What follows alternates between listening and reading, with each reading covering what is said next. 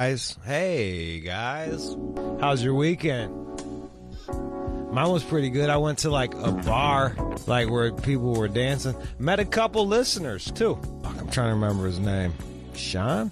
I was pretty fucking high on GHB. That's the only way I could tolerate that shit. I felt like the old guy there because they were playing like new dance music and it sucks. Soulless, not groovy. Pile of shit, but you wouldn't know any better because that's when you were born before soul, or you were born after soul left music, so you don't know. All you know is soulless. And then it was then some chick had to get on stage and start singing, and I was like, oh, fucking shoot me. Oh, that Satellite and Silver Lake, and people kept bumping, like a lot of shoe step, it's a cultural thing out here. They just step on your shoes. Like in Michigan, that means you want to duel somebody. On the bus, that's a big deal. In Michigan, if you step on someone's shoes and don't say, excuse me, that's a duel. So, like, I literally, like, and I'm old as hell, but, like, I was, like, I had to, like, I stiff-armed a couple people off of that. Cats kept bumping me, and I, like, like, I don't even fight, and I'm, like, throwing shoulders into dudes just because they got no fucking manners. I was like, fuck it, I'll take an ass-whooping for you guys just keep bumping me like this. Some fuckboy, and I'm not talking about the new meaning of fuckboy, like the fuckboys that fuck girls and don't call them back. I'm talking about fuckboys that are half a fag. Some half a fag ass fuckboy with his little fucking Waldo shirt on, looking like Oliver Twist or some shit. We're like, there's four of us talking. He walks right through the four of us and bumps my homeboy. So I'm like, I just throw straight shoulder into his fucking chest, and he turns around and I turn around. Now we staring at each other. I'm like, I'm gonna have to take off my cardies before I fucking get beat up because I can't fight. So, and then it was hard to get to the club because there was some dude down in South LA fucking went nuts. I don't know the details. Like, he fucking shot his grandmother, rest in peace. He shot his fucking girlfriend a gang of times, and then drove into Silver Lake like the epitome of fucking hipsterville. Like, it's hipster as fuck there. Like, I don't know how to, like, it's the most gluten-free, kombucha, woke. If you're looking for a woke white person, like, this is where you're gonna find one. Throw a rock, you'll hit a woke Caucasian that's super flexible, probably does yoga and shit. So this motherfucker runs up with the gun and holds everybody hostage in Trader Joe's. And all on my fucking, and I was so happy it wasn't a white guy. Because I'm so fucking tired of, fucking white guys, shooters, white guys, the shooters, white guys. It was a brother. They didn't even bring it up. They didn't want to bring up that it was a brother. I'm not going to bring it up either. It was whatever. It could have happened with anybody. So he fucking holds the whole goddamn place hostage. Yeah, and they didn't kill him either. They got him, right? Yeah, he surrendered. Hey, look at that. They didn't shoot him after he shot everybody. Imagine, hey, there you go. Everything you fucking cry about on your Instagram page is being disproved right here. Anyway, so all these fucking, like, my whole fucking feed is like toxic masculinity and gun control. And I'm like, what? Like, dude's just crazy. The guy just went, like, anyone shooting their grandma, it's not toxic masculinity. Dude's a fucking nut. Like, toxic masculinity doesn't make you kill your fucking grandma, dude. Dude's a fucking nut. And they're like, gun control. And I was like, no, not gun control. I bet you fucking dollars to donuts that shit wouldn't have happened in Houston. You don't walk up no, John, don't fucking sigh. Sorry, fine. Don't fucking sigh. In Houston, where motherfuckers can carry guns, or Arizona, where people can carry concealed weapons, you think a motherfucker's gonna run up into the store, up into a grocery store with 30 people waving a pistol and not get shot? Someone's gonna return fire. Yeah, he's gonna go, pop, pop, pop, pop. Then there goes the standoff. He did that shit in goddamn Silver Lake, where they don't got shit in there, but all they got is iPhones and apologies. So, like, rest in peace to everybody where that happened to. But it was just like, they love taking whatever story they can and just flipping it any way they can to push whatever fucking agenda. And it's just like, come on, man, let's be logical here. Wendy Mogel, we got a doctor. My man Lane from Houston just hit me. He was like, yep, that shit wouldn't have happened in Houston. Any of them concealed, Got some old redneck, you run up in there, you run up in a grocery store, try to fucking take shit hostage. I'm gonna take it to hostage. Blap, blap, blap, blap. Done. Ain't no more hostage situation. It's body cleanup. It's cleanup on aisle 3. There's some fucking criminal bleeding out over there. You know I'm a Second Amendment guy. Hey, now. I don't even got a gun, but fucking NRA loves my ass. All right. Dr. Wendy Mogel, voice lessons for parents, and she also wrote a book called The Blessing of the Skin Knee. It's like all about not letting your kid be a bitch. So I kind of want to talk to her about that. That's the one I'm really fucking stoked about. Brick house. How's your weekend? Was it good? Did you go to the club and get bumped and almost get in fights? They started playing Mr. Bright Eyes or some shit. Do you know that song? I'm not familiar with it because it was like I wasn't really listening to rock music when it came. You got to pull it up. They started playing Mr. Bright Eyes on the fucking... Is it by Rebecca Ferguson? No, it's by The Killers. Mr. Brightside. Whatever, it's fucking... That shows you what the fuck I know. This Mr. Brightside shit, this shit was like fucking... It was like crack for white people. It was fucking... Yeah, this is this shit came on and just everybody ran. Yeah, this is the fucking. They went fucking bananas. I put it on my story. That's how happy they were. All right, we're gonna go to let's play some music. Come back with Dr. Wendy Mogel. That and what else are we doing? All request hour. All request hour. Don't go nowhere. Let's go. You are checking out the All Out Show with Rude Jude on demand. Shade 45, we are here with Dr. Wendy Mogel. Welcome to the show. Thank you so much, Jude. Now you are, not only are you a doctor, but you are a best-selling author, Blessings of the Skin Knee, and voice lessons for parents, and then you got one on teenagers as well. That's true. Fucking, let's talk about your newest book, Voice Lessons for Parents. What is that?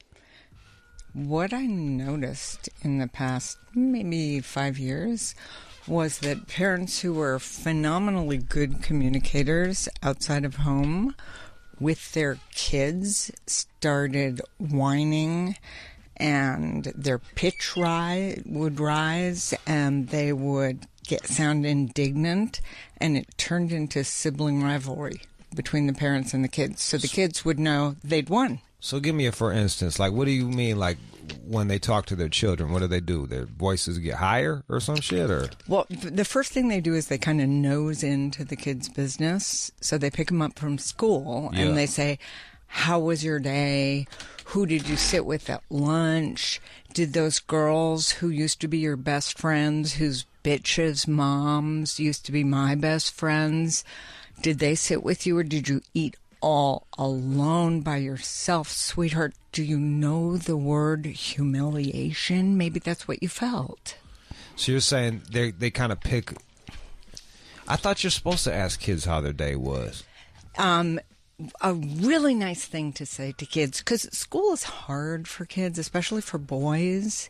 Yeah. It's kind of long and boring, and you have to follow the rules the whole entire time, and everybody's in a panic about how well you're performing, as though a snapshot reflects the epic movie of your whole life every single day. I know, and they got studies, like, kids that kind of don't follow the rules in school tend to do pretty good not...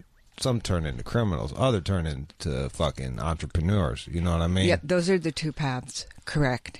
It's like you're thinking outside the box one way or the other. Right. That's right. So it's not necessarily a bad thing. It's mostly a good thing. Okay. Here are the kids I worry about. The ones who behave well in school, who behave badly in school and well at home. Those kids scare me. I'm worried about them. Because they're like psychopaths? Yes, that's right. Yep. They know how to turn it on and off. and they're afraid of their parents. So I like it when kids follow the rules in school and they come home and they're kind of crabby and irritable, Right. and maybe sassy, or they shut down and they don't want to talk, and they just went through their whole school day, and then their parents are asking to hear about it again, but they're really digging for intel. Like, how did you do on that science test? Because that science test is the most important thing that our whole family cares about. Does that make sense? Kind of. I feel like you're dealing with a certain type of parent here. Oh, yeah. This sounds like kind of like rich parents. This is the paradox of privilege. Yeah, so they're all like... These kids don't have good lives, a lot of them. Because their parents are all fucking on top of them. On top of them, inside them, trying to live their own unlived lives. Yeah. So how are you supposed to talk to a kid then? So a really nice thing to say to a kid is what? I was going to say, I kind of like when like I ask a kid a question and they don't tell me, because I kind of don't give a fuck about children. I'm kind of like, all right, cool, man. I showed interest. You didn't want to fucking tell me, and now I don't have to listen to your stupid fucking story about school. So my chapter on teenage boys is called The Exchange Student from Kazakhstan, and the chapter on teenage girls is called Your Visiting Niece from a Distant State. And the reason is to get you to not care about them so much. Is that the problem? I feel like, here's the deal. Back in the day, there's no... The phenomenon of the middle child is no longer. Like, there's... That the middle child is disappearing. You're having one kid or two kids. You're not having more than two kids. No, a lot of people are having 3 kids again. It's It's new getting back to it? trend. Yes. Good. We need that, because I feel like what's happening is you're getting a lot of parents that only have 1 or 2 kids, and they're overvaluing these motherfuckers. They're putting everything in. It's like, I got to make sure this kid isn't all the way fucked up, and if I carry him outside, well, he'll see the world, but if I carry him this way, he'll feel protected. Like, they OD on, like, trying to coddle these fucking kids, and it creates a fragile individual. And what I always say to parents is, could you please pretend you have 5 kids?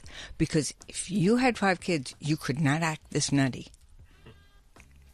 I like that, because, goes back to scarcity. You got 1 kid, you don't want to fuck it up, you don't want to lose them. You always can make another one. And Just leave your dick in when you come. Like, fucking another one comes out. It's amazing how that shit goes. or if you really have a lot of money, you can just hire somebody else to carry it for you. Yeah, there you go. You don't even have to, like, you can Kardashian change that your shit. belt. Yeah, straight out. Beyonce, whatever the fuck they did. Yeah. Just fucking carry my kid around for me and spit him out. So behave like you got 5 kids. Ask them a question. Don't dig too much. And then you can say to them, because it shows you hold them in mind, you can say, I thought of you today when I was on that radio show, because I know that you're really interested in microphones and broadcasting. Whatever it is from your day that shows your child you're thinking about their specific interests and not measuring them on this barometer of success every single second. Well, how do you get info out of your kids in a non-creepy way? Because it is kind of important to know what the fuck is going on. So how does one get info out of the children without prying? So one thing to do is to put your phone down. Yeah. Kids feel, and there was just a major study, the first one that's been done about parents' phone use. They are looking at their phones most of the time that they're with their kids. So they're kind of missing the whole show and all the little tiny cues of the kid's facial expression, or what lights them up, or what makes them look a little gloomy. So the fact that they're not paying attention. They're not paying attention. And the kids, when you talk to the kids, they say that they feel the biggest sibling rivalry with their parents' phones, not with their brothers and sisters. 888-742-3345, 888-742-3345. Let's jump over to the art of the blessing of the skin knee. I like this one. I feel like I watch parents at I like to hang out at playgrounds on my free time by myself until they ask me to leave. It's kind of my deal. No, but it's my cousin got kids. I've been to the playground with them before and shit like that, and I see how they behave, and it's the like they got helmets for fucking everything. You know what I mean? They got helmets. They got knee pads. They don't want them to get hit. They act like kids are fucking durable, dude. Like they're like they fall and they get back up. They're like I feel like they're way more rugged than parents are giving them credit. Am I tripping here? They used to be more rugged. Now they're more fragile. But fragility breeds fragility. The more fragile you treat them, the more fragile they become. There's a fantastic piece of research out of Norway. A child development specialist wrote an article called "The Antiphobic Effects of Thrilling Experience." And she says what kids need. What does antiphobic mean? So kids won't be anxious and phobic and have panic attacks and worried about everything. Yeah. This is what they need. They need to be at great heights from which they could fall and die. They need to be near big bodies of water where they could drown. They climb need to trees. be near fire. Go swimming. Yep.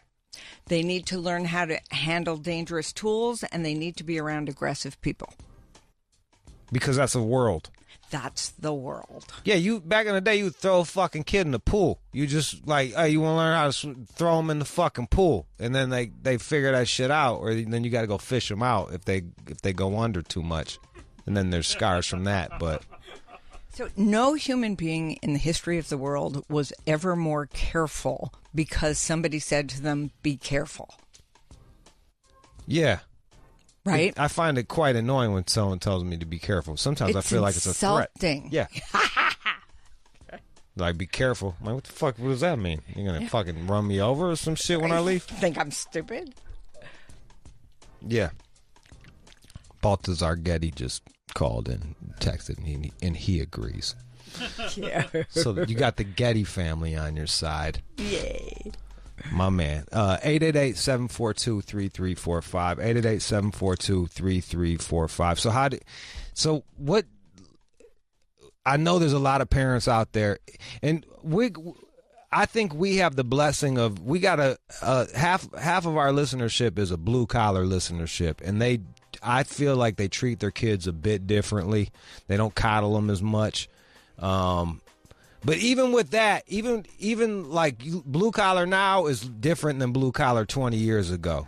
So even that you're seeing a difference. But so I don't think it's as crazy with a lot of our listeners, but I do see with family members, I've seen, like, the more they baby them, the more they react to discomfort. And you're seeing it in the workplace. I'm dealing with people who've been babied all their fucking life, and like any bit of discomfort is like this crazy emotional ordeal to them, or it's a personal attack on them. Or their parents call you. That's I have a woman on here, Anna Akbari, who used to teach at NYU, and she spent a majority of her time answering emails from fucking parents. Every college and university now has an administrator. They have secret names for them, but they're really the dean of parents, because their whole job is to manage the anxious parents. What does this create, and what is this gonna make for us in society? Like, is this just gonna get worse? I want to say one good thing about youth, because I interviewed kids all over the world, and I said to them, what do your parents need to worry about that they don't need to? What do they worry about that they What don't they worry about that they should? Yeah. What do you like to do with your parents? And what don't your parents understand about texting? And their love for their parents was so tender and instant and apparent. And the parents take everything personally, anything negative. And so they think, I'm not doing a good job and my kid's a failure and the future is doomed. Do you think a problem with the parents is they want to be liked by their children? Oh, yeah. They want to be liked by their children, and they like and hate their children more than they hate and like their partner. So, Break that down for me. okay. So lots of people that I counsel and see, the relationship between the husband and wife or whatever the partnership is has broken down because there's this hyper focus on the kids. And if the kids do well, the parents love and approve of them. And if they hit a rough patch, which every human in the world is going to hit, then the parents are focused on fixing it. So do you suggest that the parents' relationship comes first and then through a strong relationship with the parents, it will strengthen the relationship with the children? Here's the order it goes. The most important relationship is the relationship with yourself. And that means that you do not take the stuff that you inherited from your parents, that they inherited from their parents, and judge yourself with it.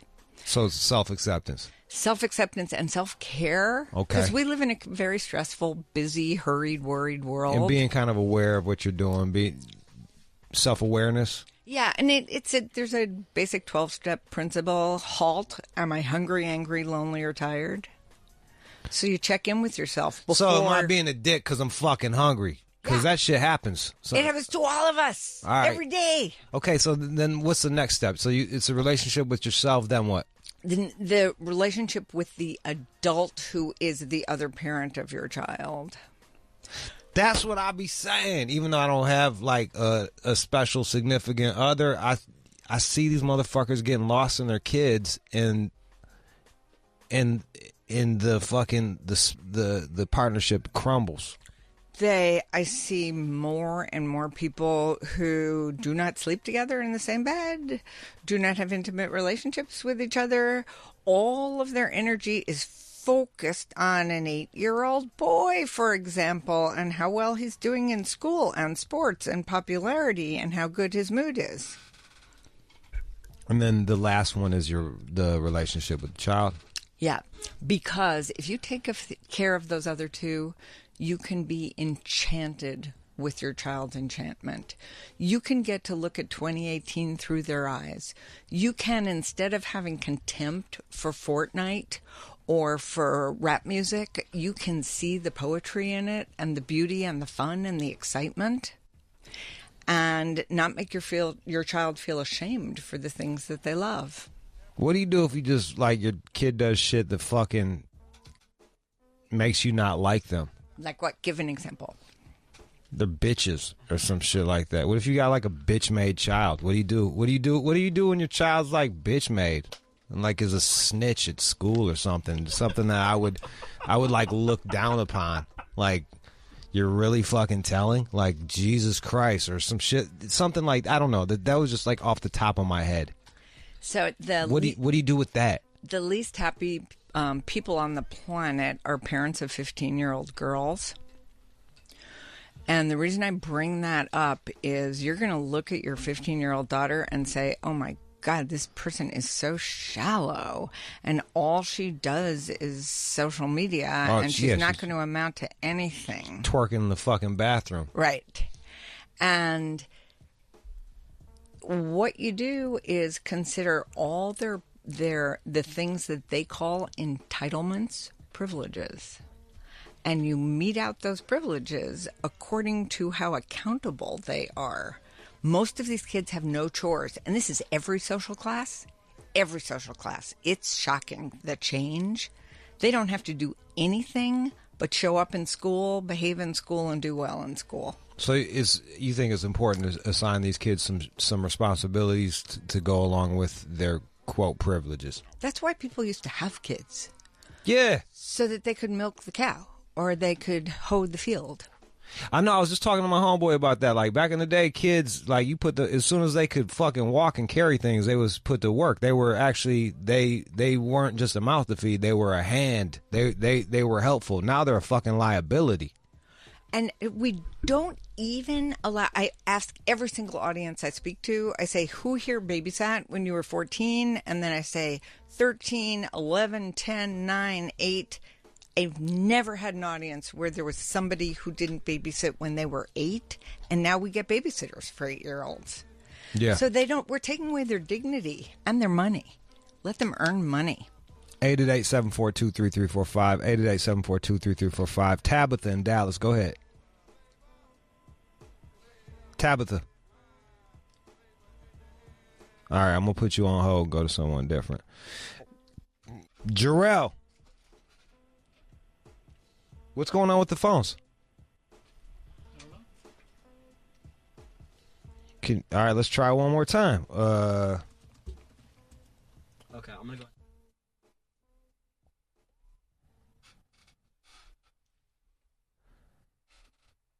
Go to bank 2. Put them on the other bank.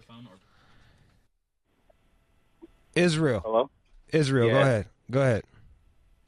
Yeah, I have a question. My question is, like, what if you're, like, raising or, like, the child is, like, not the same race as you, and, like, when you're in public and stuff, like, you kind of seem like, you know, like, you get a lot of questions, a lot of looks. Like, how is it best to, like, approach the child to make them feel comfortable, when colorism is, like, such a big thing right now? What are you, like a stepdad or some shit? Yeah. And you a brother and you got like a white kid? Yeah. All right. And how old is this child? 7. Oh, so it looks like you're just kidnapping children. Right, yo, they care everything. You can say stranger danger, and I'm going to jail. Bro, yo, I used to get the same shit with my daughter because she's mixed, and people would look at me like, "Fucking, that's not your child." What's your suggestion? Well, Israel, the very first thing you just did was use humor, and it's so important to teach your son that people make all these assumptions and they have lots of stereotypes, and it's going to happen throughout life, and to both address it directly and lighten it. So don't take it so personal either. Don't take it personal. I have a follow-up question. Like, what can you do when, like, the father is, like, he still uses, like, racial slurs and stuff? Like, that's, like how can you, like, when one part of the family is kind of conservative or, they look at people differently. So a really great thing to say to kids when they present you with tough stuff like this is just to first respond with, wow. Say, shut your honky ass up. And then... Little cracker. And then... No, but what Jude is doing is right. To shift it around instead of something horrible and dire and this person has no good qualities at all and your stepdad is the worst person ever, because that's not true. There are things about him that are okay, and then he has these old-fashioned or destructive or hateful ideas. And so you can say to your son, what do you do when he says that? What have you tried? What else do you think might work? To give him the sense that the two of you are not going to form a club just to the hate stepdad club. Because he has to go and stay there. Oh, the real dad. Yeah, hate the real dad. Right. And that's the other thing, too, is a lot of, Israel, my old man did the same shit. It wasn't racial, but he would use me as like almost like some jihad suicide bomber shit where he would arm me with ideas to go into the other household and fuck shit up. Like the dude's probably bitter, so he's using all these different fucking techniques to cause disharmony in the home. So like I don't know if you should feed into that.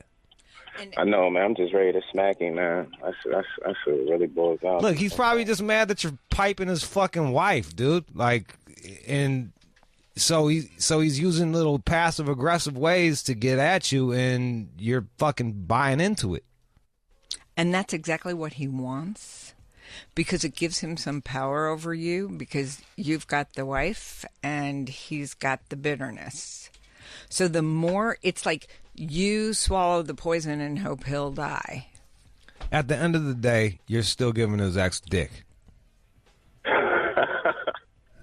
I mean, like, that's it. You win. Like, he can say whatever the fuck he wants. It's like checkmate. You won. Right, for sure. And like, and as far as like walking around in public with a fucking, like, if you don't make it a problem, it's not a fucking problem. If you're not walking around, if you're walking around looking all, feeling all shook and shit, people are gonna vibe off your energy, and they're gonna. Right. Is that? I didn't. It's 100% right. Yeah, just relax, bro. Don't get caught up on this shit.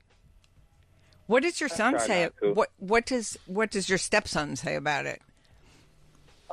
You know, it was started out at one point where, you know, sometimes he'll be like, oh, I only like mom because, you know, she's light skinned or whatever. And he's like, oh, you know, you're darker and stuff like that. So I kind of picked up like early on what type of shit was going on.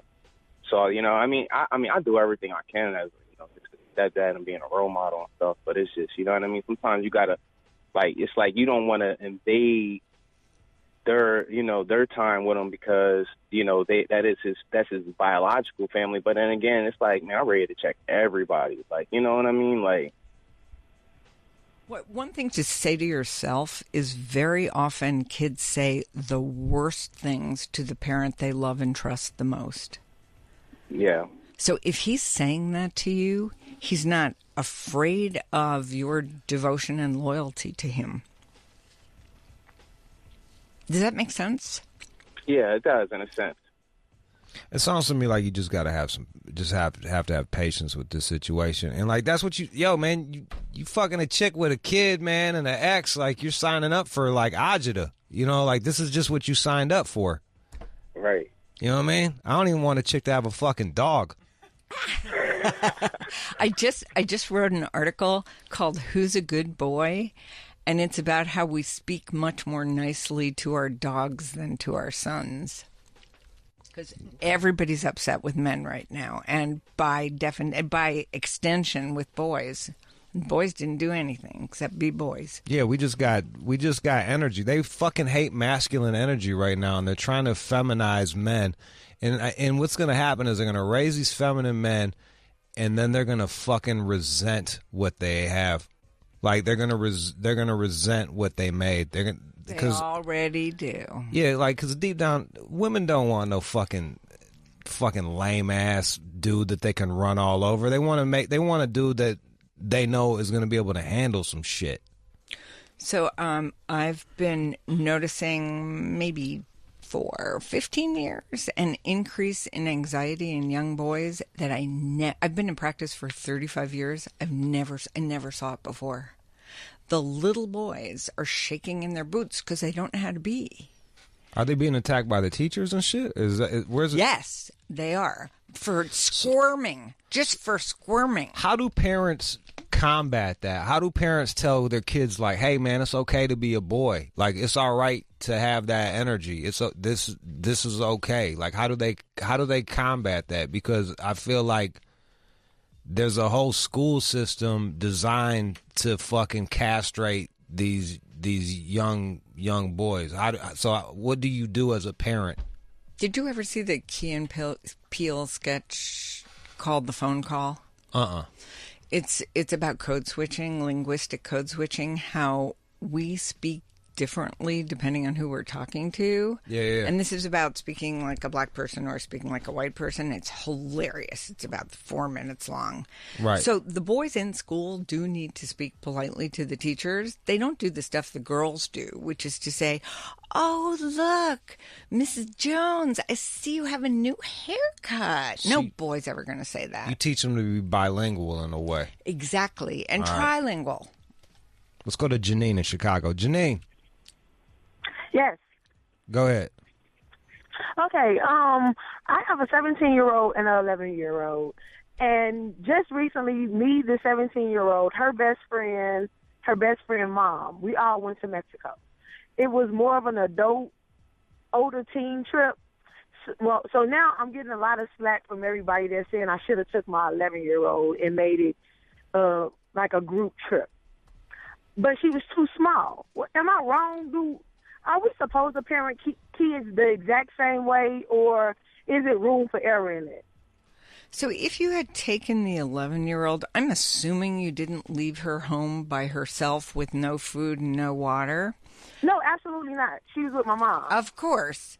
So that, being on a trip with 17-year-olds, there are all kinds of things that all of you can be exposed to, can do, can have fun with, that you don't want that 11-year-old to see, do, or wish to participate in.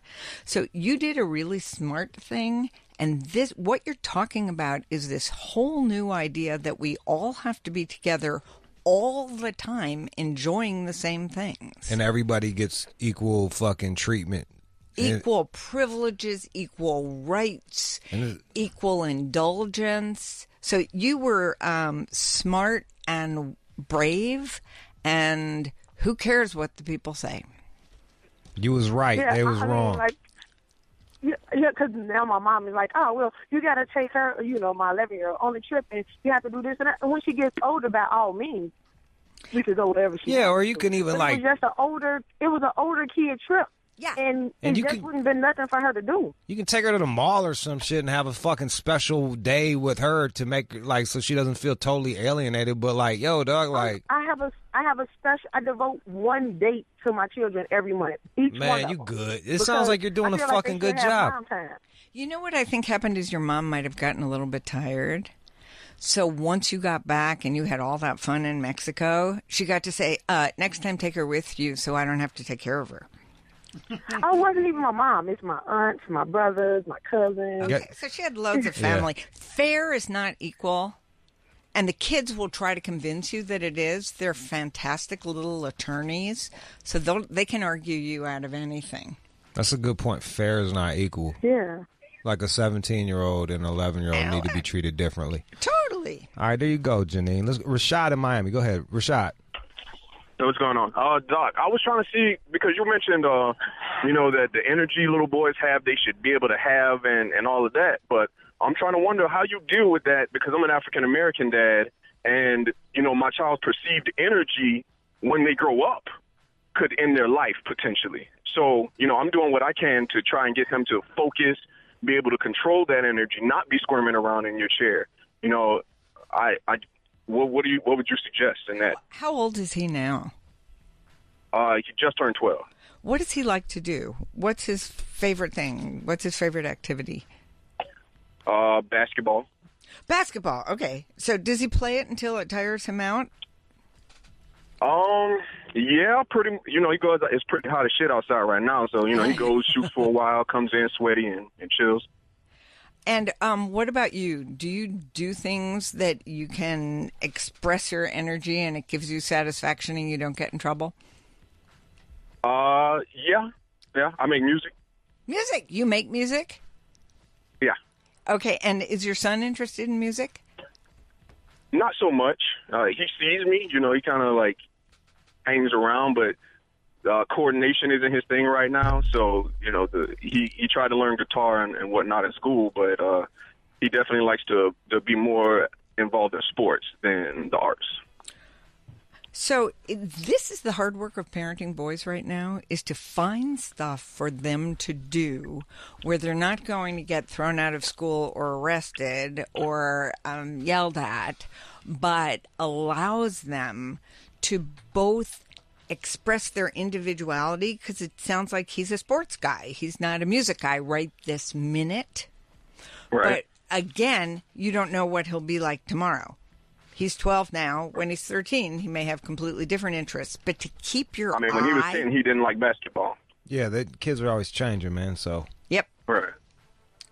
Okay. So just let him play and get the energy out that way, and, I don't have to correct him too much after that. Well, I think it's like teach him self-control. in certain moments. You know what I mean? Okay, I want to say a little piece of neuroscience right now. So there's a part of our brain called the amygdala, and it's the lizard brain. And the amygdala only knows fight, flight, or freeze. It's very primitive. The prefrontal cortex of the brain develops the last. That's the site of foresight, hindsight, good judgment, self-control, impulse control. It does not finish developing in boys till they're in their mid to late 20s. And in girls in their early 20s, you knew it? Yeah, because I used to do dumb shit all the fucking time. Yeah. No, we expect... I tell my coworkers. Say it again? No, I was going to say, I tell my coworkers that just from personal experience. I'm like, yo, dudes don't grow up until we're 23, 25. I thought I was grown, but looking back, it's like, fuck. No, that's exactly right. And we expect kids to go from little buddy to junior statesman. They have to do some stupid stuff. Yeah, they're going to fuck up, man. He's going to fuck up. That's the only way they get to learn from experience.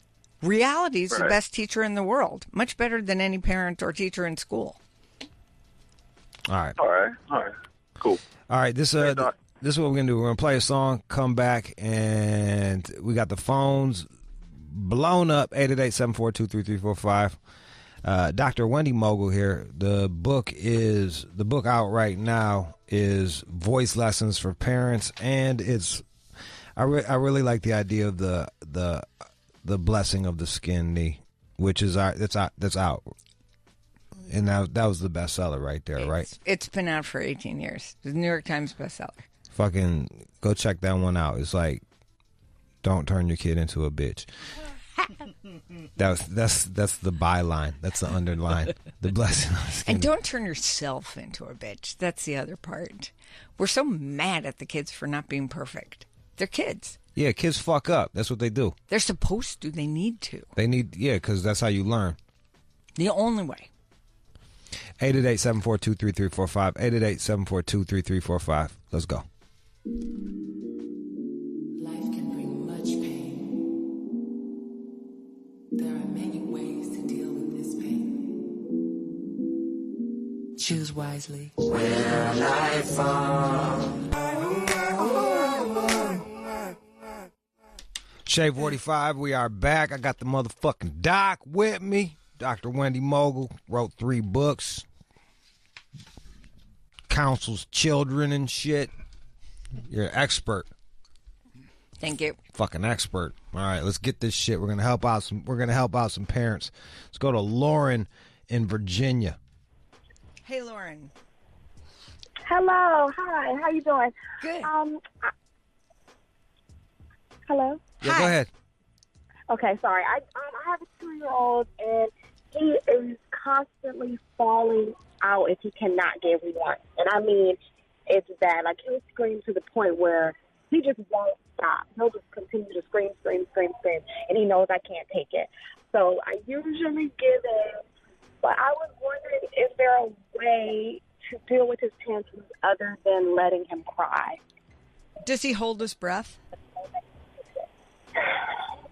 What do you mean hold his breath? He's like screaming to the top of his lungs. Uh-huh. So he screams, and you said you can't take it. What does it do to you when he screams like that? Do you want to kill him? I'm a student, so I'm trying to do homework.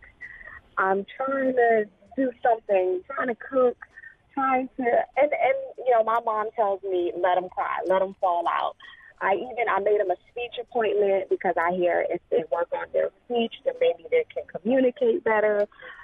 But I'm waiting to get the results. She says that she has to give it to a board, and then they'll decide if he'll come for speech or if they'll remove him again when he's 3. So, man, I just... Mm-hmm. This sounds real manipulative to me. It sounds like he's playing you like a fucking piano. He just screams until he gets what he wants. The point where he even speak, he'll just do it. He'll go, When does he do it? When does he do it, Lauren? It's whenever he can't get what he wants. Yeah. So how does she deal with this? So he's using his voice as a weapon.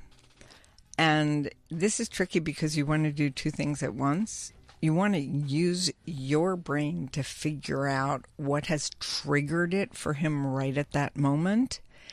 Has he done too many activities that day? Is he tired? Did he have his feelings hurt about something? 3-year-old boys can't talk yet, basically. So they may approve his speech therapy and he may need it and it may benefit him.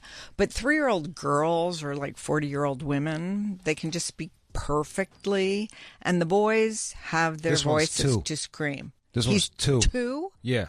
He's 2? Okay. So he really can't tell you what's bothering him. So you're looking for a balance between showing him tenderness and compassion and having fun with him, and at the same time not showing him that his screaming is the most brutal, violent tool that you have ever come across in your life, because it gives him tremendous power and it reinforces it, and he'll keep screaming. You can't negotiate with terrorists. Exactly. That is the idea. Does that make sense? I do. I don't know. You got another room you can put his ass in? Yeah. Can she just put him in another fucking room? I really... Is that bad? I want to know when he does it. Any pattern that you see at all. Is it bedtime? Is it mealtime? Is it when you're looking at your phone? Is it when you're a student, you're trying to study? So he feels neglected, so he's fucking over there yelling? Does he... Okay, say he's like a big personality, and he likes to do a lot of stuff for himself. But if there's something like he can't do, like he'll want to open something and he'll try to go get the scissors, and I take them from him, then that's his opportunity that he just falls out and cries and cries and cries and cries and cries. And then what do? You give him perfect scissors? Example. Perfect. All right, let's hear it, Doc. So you say to him, he's a big personality. Is he funny? Yes, he's very funny. He's funny, and he's full of curiosity, and he's dying to use those scissors. Does he want to cut something? Yes, he knows that they're used to open things. So anytime there's something, like I go buy him a box of pull-ups, he'll run and try to go get the scissors so that he can open them. What a fantastic, independent, resourceful kid he is. That's how you're going to approach him. You say, hey, buddy, you're trying to help me out here. I appreciate that so much. Let's use these scissors together to make sure neither of us get cut. You want to start?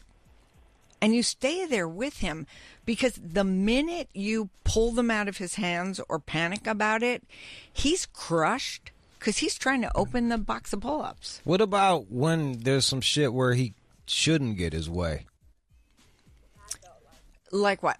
I don't know. I'm sure there's some stuff. Maybe he wants fucking candy at night or something like that. And does he ever wild out about that, or is it just when he wants to build and open things? No, you're right. You're absolutely right. If he wants candy before dinner, he will fall out. Like, we went to the ice cream truck. The ice cream truck was outside. So, and like, he heard it, and I let him go, and we got him ice cream. But we were about to have dinner, and I'm like, no, you cannot have this ice cream, which I probably shouldn't have bought it, until you eat your dinner. But no. So what does she do about that shit? Okay, so I just want to do a voice lesson right here. That's why I wrote the book and called it Voice Lessons. The exact same sentence you just said, say it to me in a different way, pretending he's not your son. You don't care that much about him, but you want to be kind of polite to him. But he wants the candy before dinner. What can you say that is kind, respectful, really firm, and he'll hear it? I said, you do have the candy. You have to eat your dinner first. Okay, see, but you're you talking hear it? to him like You hear it's dinner first. Whining, a little bit scared because you have PTSD over his eruptions, so you're so afraid he's going to start doing that again. And he senses the weakness in you like a fucking dog senses weakness. Exactly. He smells it. He's got you broke. Do you ever give in to make the screaming stop? She gives in every fucking time. What are you fucking talking about? He's fucking got her trained. Okay, so this is what rats do in a cage. It's called an intermittent reinforcement schedule. If you give a rat a food pellet or cocaine, any kind of reward when they're in a cage, I want to get in this cage. and on an unpredictable schedule, they will press the bar till they die. And that's what's happening with him. But the one who's going to die is you, not him. And he kind of needs you around, and you want to finish school. Right. So you got to be like fucking kind of like almost like a surgeon the way you talk to like, no, we're not. No, you're not doing that shit. We're not doing it. And then Tell them the plan. Be firm with the plan. Say it again. Say it one more time. I'm just trying to make sure I'm getting what you're saying. Tell him, like, the plan, like, you're not getting this, and be firm and stick to it. And what, listen to the crying? Could we start with, instead of starting with you're not getting it, just to acknowledge his desire? To say, I know you really want that candy. I love that candy too. That is the best. This is not the time. However, we're going to make a plan for when you can have it later. And then he can still be furious, and he can still have a tantrum, and you're not going to be afraid. Then what does she do once he's having a tantrum? Where does she put his ass? So, does he hit you? Does he kick? I just put her on pause. Oh, she's not here with us anymore. So, just to get the answer. Like, yeah. So, if you ignore it, they do tend to stop. They know that you're tired, that your life is hard, that school's hard, that you're kind of irritable, and it goes right into the auditory nerve and right into creating the chemical cortisol, and you feel really bad.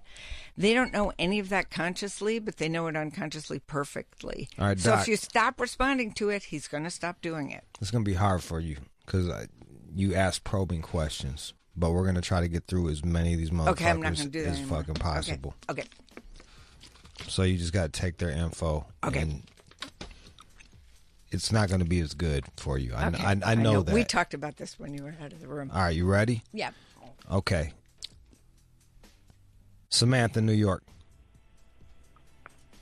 So my husband and I have went ahead and adopted our son. He was 4 years old. He is 8 years old now. And I'm wondering when will be a good time to go ahead and let him know that he was adopted. Should I tell him? Should I not tell him? He does have a different last name than us, and a little girl did mention it in school one day. He didn't catch it, thank God. You know what you do when he's fucking up? Be like, that's why you adopted. Oh, my goodness. You little fucking asshole with your adopted ass. Take your adopted ass, go play, adopted child. And that will help him.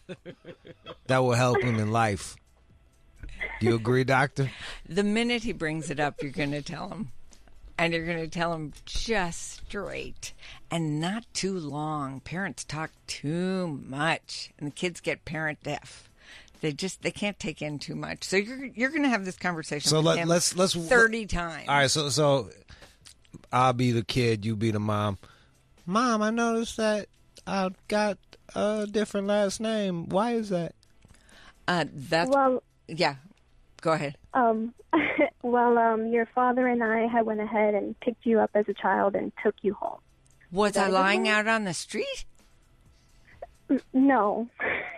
Yeah, that was a dumb answer. Try again. Stupid fucking answer. Try again. Why'd you do that, Ma? Because we fell in love with you and we realized you weren't in a good place, so we took you to our home so we can. What happened to my real mom? Yeah. Oh no, that's what I'm afraid of. Why are you afraid of it?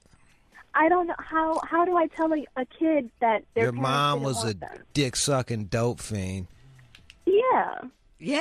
You don't got to say that she sucked dick for dope or anything like that. Even if she did, be like, your mom was addicted to drugs. She wasn't taking care of you. We loved you. We want to take you home. Now, is that too harsh to tell him at a young age? It's the truth.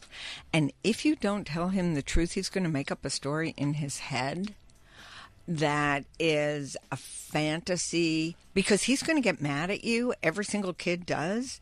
And so he's going to idealize that mother he might have been with which is not the reality about her. And you say it really short and really straight, and it will come up hundreds of times. And he's certainly old enough now to be hearing it. Exactly. There you go. Phil in Houston. Yeah, man. So I got a situation where, I got divorced and my ex now is a lesbian. And, got my kids 2 weeks ago, and I know It's hard to hear you, bro. What are you talking on? What you got to like? It's Sprint, man. It sucks. All right, so you got divorced, and then what happened? My ex-wife is now a lesbian. All right, so your ex is a lesbian. Yeah, and so I noticed when my kids were here last time that my second oldest, man, is some of the stuff they do is sketchy. Like, this is real feminine. Like, I noticed heard the doctor say about feminism, that the kids are coming, the boys are coming with feminine. So should I be concerned about that, or is that normal? Could you just give one example of know, it? bro. And how old is this child? He's 13. He's 13. And what kind of feminine or feminist things is he doing? Well, he's picking up her hairstyle, which, there's rainbow colors in it. He's like Tekashi 6ix9ine. That's what he's just like a fuck. He's like one of the mumble rappers. And he doesn't like that. So they don't even know who he is. All right, so he's got the rainbow hair. All right, he wants. And he just some of the things he does is questionable. Like what? Is he touching dicks? Like, no. Well, first of all, they said, just like Mom, she has vibrators. I was like, y'all shouldn't be seeing that stuff. Well. Just like Mom, she has vibrators? Yeah. That's what Damn. What were they? Yeah. Would they just leave them on the coffee table? Well, I don't know. Matter of fact, we was in the mall one day, and my oldest said to me, he goes, that massage thing you have? It kind of looks like a dildo. I said, what's that? What? I said, how you know what a dildo looks like?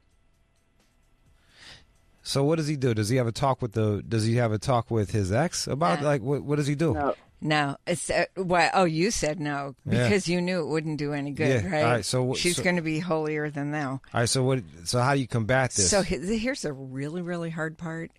As much as you can, not criticize them. Because it puts the kids in the middle, and your son Don't wants criticize to the mom. love his mother. Because he's half her. He's half of her. All right. Absolutely. And there are a lot of good things about her and about his life with her. So what you want to do is provide a balance. So if there are vibrators and dildos over there, then when he's at your house, You put pocket pussies around the house. Do you want it? We can send you a pocket pussy. You can put it around and show them how to use it. But the bigger concept here is being exposed to adult sexual stuff. You can actually make your house a more wholesome place. And you can do fun. He's 13? Yeah. Okay, so you can do stuff with him that he used to love to do when he was 8. You can let him be an innocent little kid again, a little boy when he's with you. And this will help to build his manhood. But I wouldn't criticize them or even have a big conversation about it. Or even talk shit about his faggy hairdo. Yeah, that's right. That's right. Just kind of, just let him And don't do say him. you love it either. Just don't say anything. Yeah, don't co-sign it, but just don't shit on it because it'll make him hold on to it even harder. Gotcha. And there's one more thing. So my oldest is bucking up to his mom, and instead of her handling it, she called me from 1,300 miles away. And now, not being there, how do you handle that situation when she expects me to parent him from 1,300 miles away? Okay, and this is happening with everybody now. So the kid misbehaves, and the mom calls the dad at work, or texts him, and we're all mixed up with each other. There is nothing you can do when you are not with him. And what the mom is really trying to say to you is, look at this kid you raised. He has characteristics of yours that I don't like, which is why I'm not married to you anymore. He's adopted. Damn. Okay. He's a male, though. Yeah. So I don't like men, and he's acting like a man. So could you please talk to him on the phone and get him to behave the way we want him to? So how does he handle that? To say to her, I can't do it. I can't. I wish I could. I know that there's nothing I'm going to do that could be effective, but this sounds like it's rough. So again, you show not phony compassion, but a little bit of real compassion if you can muster it. All right. Doc, are you ready to do this? Let's try to go 2 minutes or less with each call. Okay. Tabitha in Dallas. Yep, I'm here. Go ahead. How you doing? Hey, I got a question from like an hour ago. Well, you gonna ask it? Say it again? You gonna ask that shit, or are you just gonna? Yeah, I am. All You don't rush me, man. Oh, for real? Yeah. All right, my bad. I didn't mean to rush you. I'll just hang up on you. That got awkward, didn't it, Doc? Try to be fast here, people. 888-742-3345. 888-742-3345. You got a problem? Get to that shit. Let's go. Andrew in Atlanta. Hey, thanks for taking the call. So my wife and I have a 2-year-old daughter who's happy and healthy. Both of us come from kind of rough backgrounds, and we've been diagnosed with depression and anxiety issues. And I guess my question is, how much of her future, I guess, mental health outcome is genetic versus environmental, and what can we do to mitigate our part in not fucking her up in the future? Okay, so here's the great news. She can inherit the predisposition. It will not express itself unless the environment causes her to feel anxiety or depressed. But the thing we never knew before, and we know now, is called epigenesis, which is you can change your DNA depending on your life experience. So she's a great girl. She's doing fine. You and your wife are aware of your issues. She absolutely does not have to follow the path that the two of you followed, because you change your DNA, you change the telomeres. Our brains are, it's called plastic, which actually means the opposite of plastic. It means super flexible. So just, it sounds like you're doing good. Don't worry too much about it. And fucking, if she does end up fucked up, you know, there's always Zoloft. All right, thanks for taking the call. Let's go to Larry in Tennessee. Larry. Hey. Go ahead. You won't keep you long. Thanks. We actually have a newborn, and then we have a 2-year-old going on 3. He's starting to do some kicking and hitting and all that stuff, and we literally just brought the newborn home 3 days ago. What would be the best way to try to discipline him without me taking my belt off like old school and beating his butt? It's the a newborn 2-year-old. is a boy or a girl? A boy, and both of them are boys. Okay, so from the 2-year-old's Cain point and of Abel shit view, right there. that's exactly right. The 2-year-old's point of view, your wife got a new boyfriend and didn't ask him. And now everybody's giving that little thing presents and saying how adorable he is and paying attention to him every minute. And he's insanely jealous and resentful. So what you want to do is make sure to spend some time, especially Dad, the two of you alone together, doing something that you both enjoy doing. Because that little person has turned things upside down, but it can be temporary. Can you encourage him to be a helper in the situation? 100%. Where he, instead of resenting the child, he becomes a protector of the child? Yeah, and you know what? That's so funny you say that, because I've heard that from several people, and just like, we just came home 2 days ago, so I've been trying to help him, have him help me with diapers and stuff like that, and I think it's just, the time hasn't run its course enough where, he's starting to feel comfortable, so I know that, we're only 2 days in, but like I said, I started noticing it, and I was like, what the heck is going on with this? So It's such a good point you made, Jude, because when I see the parents of anxious kids, boys especially, I say, how are they with little kids? And they say, oh, they love little kids. They're great with little kids. So you can put your head together with your 2-year-old, even though he's only 2, and say, you're closer to this baby's age than we are. What do you think might be bothering him? Why do you think he's crying? Okay, that makes sense. So then now suddenly he's like problem solving. And he's an like, expert. Yeah. Yep. There you go. And then if that doesn't work, punch him. I like your idea. Thank you, guys. I appreciate it. Jesse in New York. Jesse. Oh, yeah. I'm sorry. Go ahead, bro. Sorry. All right, so my wife and I, we have a almost 7-year-old and a 3-year-old, and I was raised on the other side of the tracks, been in and out of trouble, and she's like the girl next door. She's educated, she's a teacher, and my whole thing is like talking about like feminizing of boys today. Like, when I was growing up, you didn't take shit. My dad, you know, he raised me, you don't start trouble, but you don't take it either. And with my son, he comes to me like talking about, Daddy, some boys on the bus are picking on my friend. So I'm like, okay, what do you do? And he's like, nothing. I don't want to get in trouble. And the way I grew up was like, you don't start anything, but you don't take it. And my wife being educated, and our boy is very smart. Like, the teacher always praise him how well he does. All the little girls love him. But he's kind of like a mama's boy. So we're kind of on different. We're kind of on different sides of the track. How we should raise him? Because I was raised one way. I hear you. Okay, he was all right. raised Okay, all another right. way. All right. Let's. Okay, What do you so say? Your wife can say one thing to your son, and you can say something different. And it's not an argument, and it doesn't mean that your son will be confused. But you can say, you know, when I was growing up, this is what we did.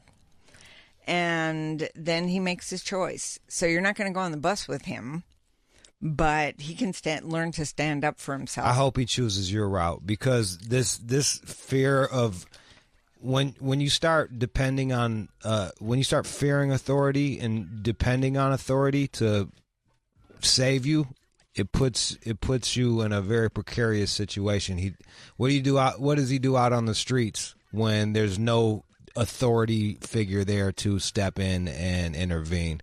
So, like, to me, I think kids should learn how to defend themselves and stick up for themselves. Look at kittens. When you see kittens, all they're doing is scratching each other's eyes out. Yeah. And they are learning how to negotiate their energy and their aggression and boys need to do exactly the same thing. And if adults step in every single second, they're going to be helpless and afraid. Don't let them be bitch made. That's exactly what I'm saying. Like, not that he is. People don't mess with him. It's always his friends, but at the same time, I feel like he has to stick up for his friends. He's only 7 years old. Well, tell him to stop hanging out with lames. I mean, also, you don't have to get so involved with his relationship with his friends. So you can listen and you can say, "What are you going to do? What's your plan?" But it doesn't become your problem. Yep. And when I said that to him, he's like, "Well, I don't want to get in trouble, Daddy." I'm like, and I always tell him, like, if there's a situation and you need to protect yourself, I don't give a damn what the school says. You won't be in trouble with me. You don't ever have to worry about being in trouble with me in that type of situation. That's the We'll right deal answer. with the school. That's the right fucking answer. Sorry. And the way you described him, he's got super high standards for being a good boy. Oh, yeah. So maybe he could lower him a little bit and find out he doesn't get thrown out of school. Let's go to Frank in Cleveland. Frank. Hey, how you doing? Go ahead, man. Thanks for the call. Hey, I just wanted to comment that kids nowadays, I think, don't value the amount of earning a buck. Back in the day when I was 12, I had a paper route every day. So I make my kids mow the lawn, clean up the dog shit, do all of that. And I get hate on by other parents because they say, well, you don't give him an allowance? I say, hell no, I don't give him an allowance. He lives at home. He eats every day. He has a bed to sleep in. I pay for his school and his sports. Why does he need an allowance? Am I wrong? I 100% agree with you. These kids can't drive a car. They can't pay the rent. They can't pay the taxes. If you give them an allowance for doing chores, then they have the option of saying, I'm just not going to do the chores and I won't take the allowance. This is how they can be family citizens. They can mow the lawn, they can clean up the dog shit, and you have to learn to ignore your neighbors in a very polite way. Well, yeah, I agree. Thank you very much. I grew up in two different households where my mom didn't make me do shit and my dad made me do everything. And it was like being on vacation at my mom's house and fucking going to work. And I thank God for my father being hard on me, or else I wouldn't understand how to fucking, like, wipe my own ass and clean up after myself and do my fucking laundry and bust suds when they need to be cleaned and clean my fucking crib and take care of my car shit. And it's you see these. I'm looking at giant fucking babies walking around because their parents have done everything for them. They're making the Pampers in bigger and bigger and bigger sizes. Soon the kids are going to go straight from Pampers to Depends. Are they really making Pampers in bigger sizes? Oh, much bigger sizes. And when parents come in to see me because they have an anxious son, the first thing I ask is, does he wipe his own butt after he uses the toilet? And more and more, they're saying, well, no, not exactly. I always check and I help him out. These are 8-year-olds. 8-year-olds. What? Is this because you're dealing with a lot of rich people? Is this some rich people shit, or is this just like everybody? Like, that sounds fucking crazy. An 8-year-old doesn't wipe his own ass? Yeah, and I'm not saying most 8-year-olds do. But even some is kind of crazy. Absolutely. Well, everything is getting older. We would have called him the doo-doo boy. If you know what I mean? Like, that's doo-doo boy. That's a really good point, Jude, because what I say to the parents is let them do not a good job of wiping their butt, and the other kids are going to take care of this for you completely. Yeah, they'll shame because they're him. going to say, you stink. Yeah, you smell like shit. And then he's going to wipe his butt. You figure that shit out. Angel in Knoxville. Oh, hey. Go ahead, Angel. Okay, so I have a problem. I don't like my stepson. Oh, that's a tough one. He is a prima donna. He's 15 years old. I moved in with his dad about a year and a half ago. And he has gotten to a point, he stole my car. He stole my car, let his friend steal my car. Told his mom that he got caught smoking weed. Told his mom I gave him permission to smoke weed. And then he got robbed. Then he got robbed at gunpoint and trying to buy a pistol at his mom's house. And after he got caught doing that, he decides to tell them that I was snorting cocaine with one of the football players' dads. And then he went to court and told the judge that his dad gave him a whipping one time. He's 14 years old. He told him that his dad beat him and choked him. And so now his dad, who's been a part of his life, his whole life, the judge told his dad now he can't see him except for on Sundays from 2 to 6. And they have to go to counseling before he can come back. So what is he? It sounds like this kid has just blown it up. Like, what does he do? What is the father like? I mean, it sounds like a blessing. You don't got to fucking deal with this little fucking asshole child to be all the way real with you. And that's what I said. But my issue is Natari, the dad, he's always kissing his ass. Like, he goes and gets him on Sundays, and he takes him to still do things that he wants to do. Like, he's just always calling his dad only when he needs something. And he hurts his dad's feelings, and his dad just still constantly just, oh, buddy, it's okay. Oh, buddy, this and buddy that. And I'm telling him, like, no, you need to cut him off. All right, He has no respect for you whatsoever. He's manipulating him. All right, so that's the word I just wrote down. All right. Manipulative. All right, go ahead. Wrote it down. Go in a ahead, second. Doc. Go ahead, Doc. Give her. What do you think? This is really between you and your husband. Yep. And you do not have responsibility to raise this boy to be a person of good character. You don't have enough influence, and you don't have enough time with him, and it's not your job. There you go. Adam in Toronto. Adam. Hello? Go ahead, Adam. Turn down your shit. Hey, so a problem I'm having is pretty much I'm always having clients over, and they're usually ladies because I run a business, and I bring them over for dinner, and I have chats with them and whatever. And I guess one day my son actually ended up watching a stupid like TV show or something, and there was like naked ladies and like touching and sexual like acts. And now every time these ladies come over, he always like does sexual things to them. He's always touching their butt, always grabbing their titties, and it's like really absurd. And I don't understand like how and like why, and like I don't like it's just crazy. How old is he? I don't know what to He's do. 8, and he's molesting. He's hashtag me tooing all of the fucking clients. So, if you can possibly separate your work from your time with your son, this is so he saw the TV show, but even if he hadn't, What he's trying to say is, Dad, I would like to have dinner with you once in a while. And when these are your clients, so you speak to those clients more sweetly and patiently, and you're more interested in them than your son thinks you are in him. So he's competing with these women and punishing them by molesting them. And he might just like titties. Yeah. Yeah, I think he's like his dad. Yeah, but like, why are you doing like? I don't know about you doing business at the crib, man. Like fucking, like. Honestly, it builds a nice relationship. It builds a really good relationship. Not with your son, though. It's really getting in the way of the relationship with your son. He's at school all day. He comes home and you're working, and here are these Barbie dolls, and it's very exciting to him. And he's in competition with them just like their older sisters that he envies. Yeah, I'm just trying to get the bag, to be honest. And he's kind of getting in the way of it, so maybe might have to deal with him. What should he be doing? His business meetings outside of the home, or at lunchtime while the kid's in school? Lunches aren't bad, dog. Let's go to Sam in Vegas. Sam, go ahead. Hey, quick question, man. I got 3 daughters, man. My oldest daughter, she's 11. I was at her life for probably 10 years at least, going to jail, being in the streets, bullshit like that. So the last couple years I've been in her life.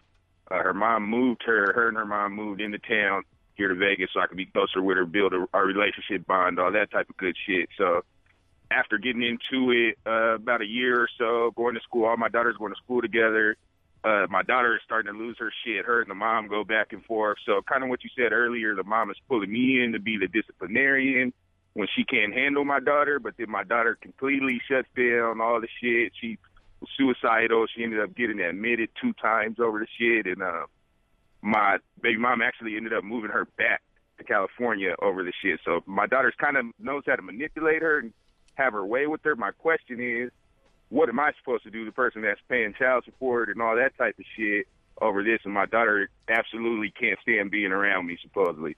So what you want to do is separate your relationship and all the antagonism between you and your daughter's mom and this daughter.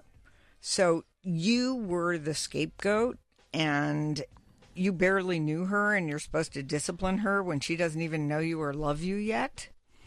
What you can do now is make sure to always send her a birthday card, or always call her on her birthday. Show her that you're thinking of her without bitterness or prejudice.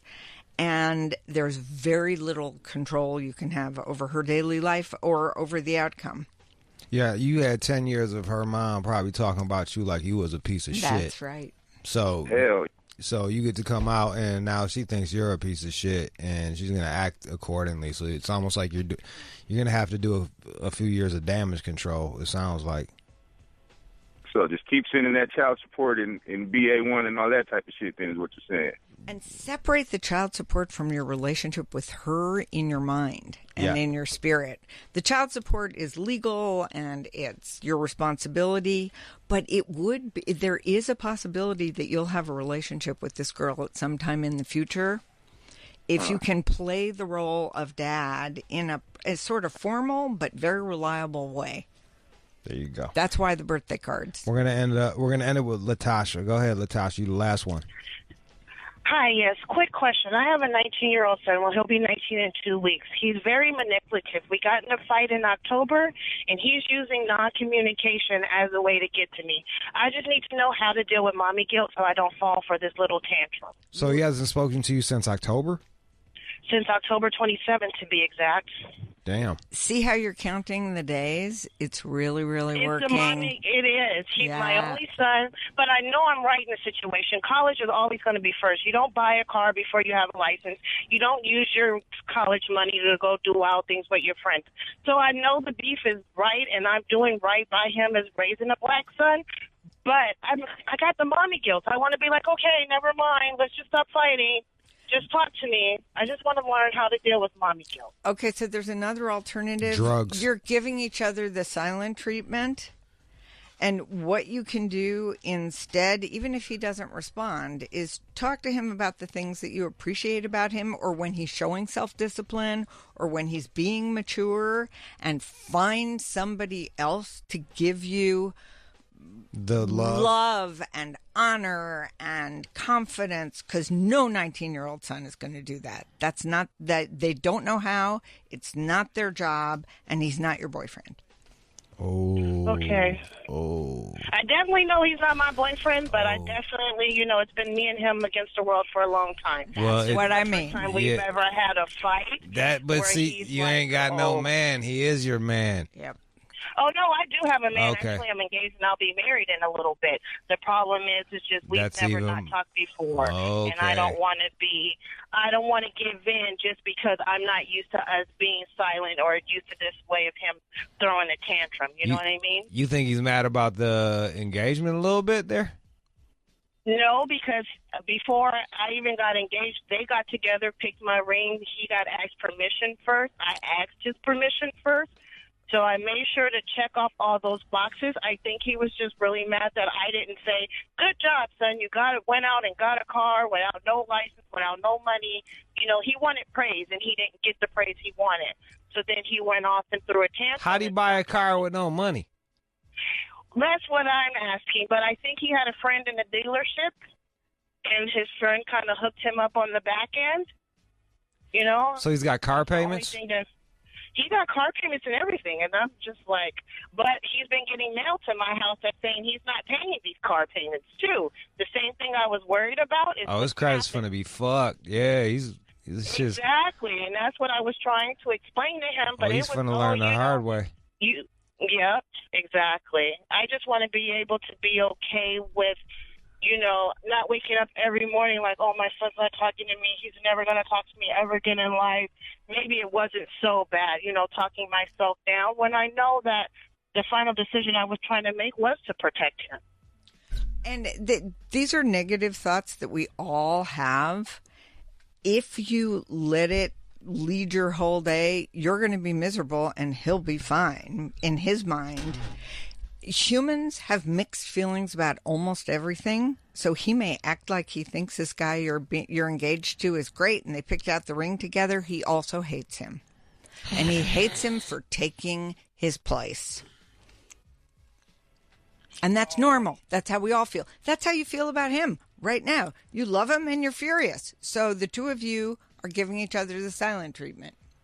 I guess two Leos shouldn't be the same people. So when he does something good, whatever, what's his name? I don't know. His name is Cameron. I hope I hope I put out enough good karma in the world that whatever he is, it doesn't matter. Not strung out anywhere, and that he's Karma doing doesn't okay matter. and- Karma doesn't matter. Okay, do you have a nickname for him? Any kind of private, personal play, full name you call him? Yeah, I call him my fat dad because he was a really chunky baby. My fat dad? Okay, you're just going Yeah. to say, hey, fat dad. It's good to see your face. Good to see. Glad you didn't piss on the seat. Good job. But I doing don't see him. I don't talk to him. I have no clue where he is. All I do is keep sending messages to a Facebook page that he's apparently not checking, but I still send one at least once a month to say, hey, your mom's still here for you whenever you're ready. You can keep doing that. That sounds cool. Yep. And just don't get too emotionally wrapped up, man. You got to take a little step away and give yourself a break because you're torturing yourself. I am torturing myself. And you know what? Thank you, Jude. I just learned about you. I just bought XM. I just heard you. So thank you, guys. I'm going to stop torturing myself and just let him do whatever he needs to do to become a man and stop putting the responsibility in my hands about it. That's the real shit. He's praying. technically a man. He's over 18. He's a fucking grown up. Like let him. He's gonna do dumb fucking shit, and he's gonna have to learn. And the Just less pray he comes back. That's all. the less you beat yourself up about it, the greater the chances that he will come back at some point. Doc, I appreciate you coming through here. Thank you so much, Jude.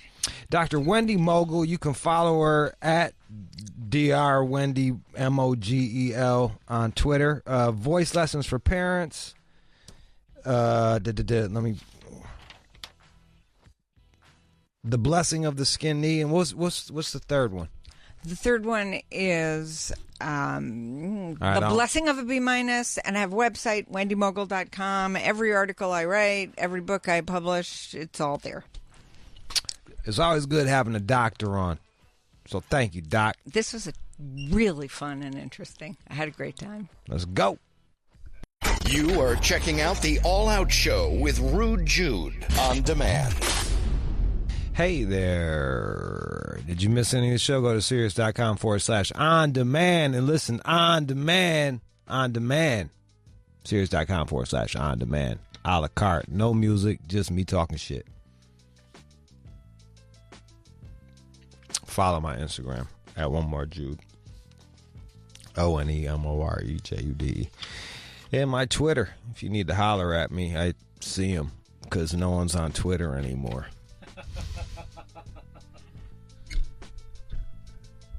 So it gets to me.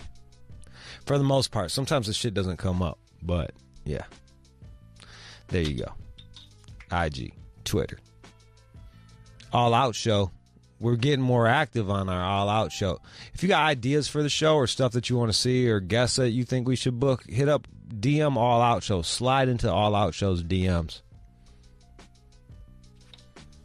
Because people will hit me on fucking Saturday about what we should do on the show. I'm like, bro, I'm not writing this shit down.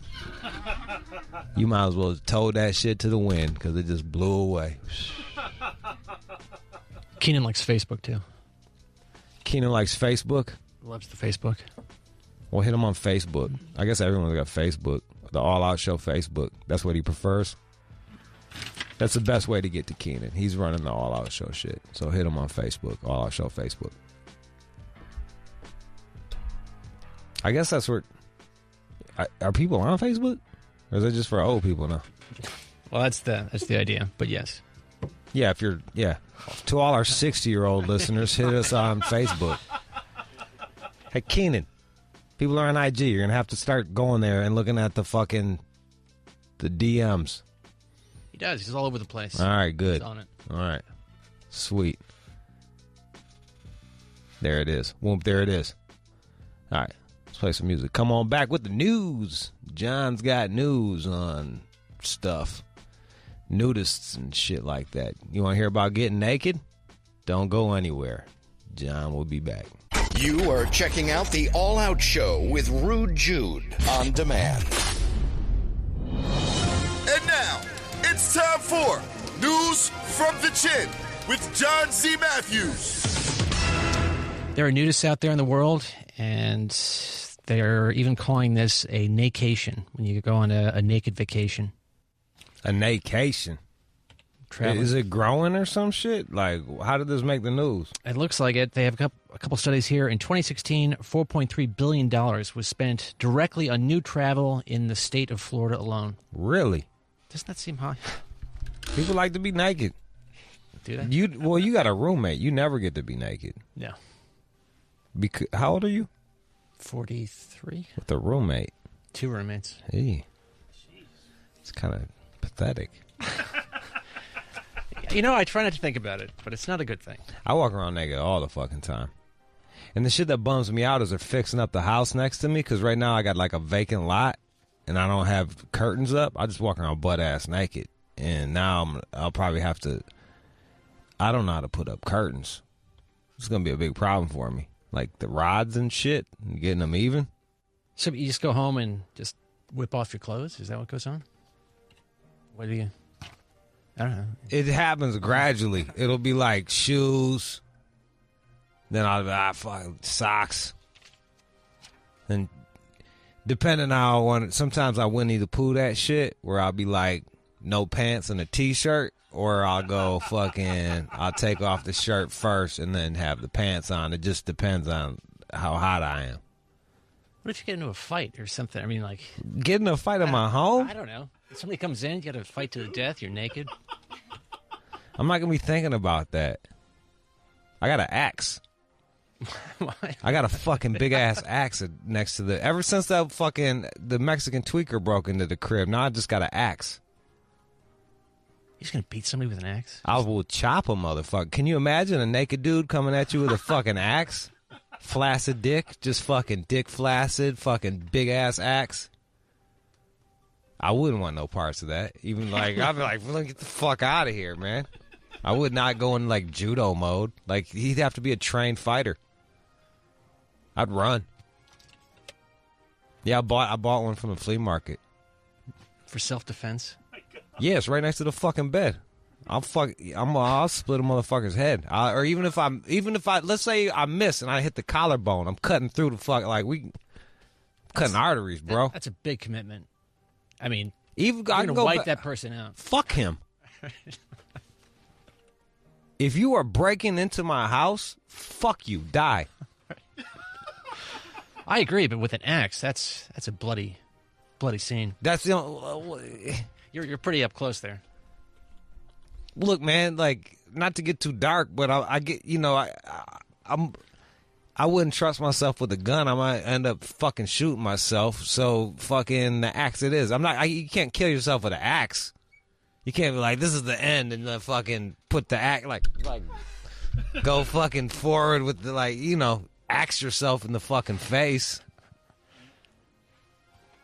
Boy, what if you miss? I mean, you have to wind up again. You got a whole to kill yourself with an axe. No, or... to go after this person. I don't know. I'm not even aiming for. I'm just aiming for body. Like, I think if I hit any part of his body with a fucking axe, I don't think you can want no more. I think that's gonna chill him the fuck out. Whoever this fucking dude is, even if he blocks it with his hand and he's missing fingers, like, it's a wrap. I think you're right. I have a buddy of mine who had a bat and he put nails in it, sticking out of it. Yeah, so he had a bat with nails just to protect himself. Who are you people? I mean, I get it, but boy. Bro, I had a fucking home invasion, man. I had a dude in my fucking bedroom. It made me rethink things. Just get a 22. Blink, blink. Didn't I just explain the reason why I don't want a 22, John?